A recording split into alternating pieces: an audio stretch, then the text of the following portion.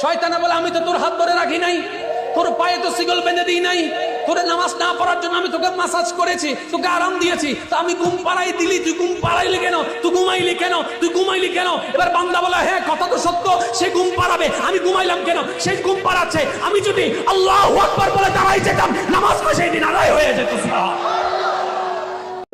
ও বান্দা, তোর এত টেনশন কিসের রে? আমি আল্লাহ তো তোর জন্য আছি। সুবহানাল্লাহ, আমি আছি না তোর?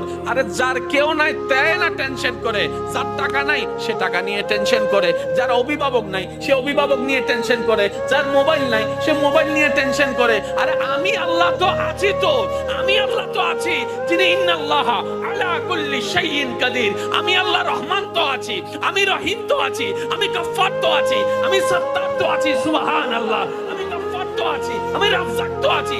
আর আমি থাকতে তোর টেনশন কি? বান্দা বলে যে কথা তো ঠিক, যার নাই সে এনে টেনশন করে। আমার আল্লাহ যদি আমার থাকে, আমার তো টেনশন করার দরকার। তার মানে আমি এতদিন টেনশন করেছি, আসলে আমি আমার আল্লাহকে রাখতে জানি না। আমি আমার আল্লাহকে রাখতে জানি, আমি আমার আল্লাহকে ধরে রাখার মতো ধরে রাখতে জানি নাই, যার কারণে তো টেনশন আমাকে স্পর্শ করেছে।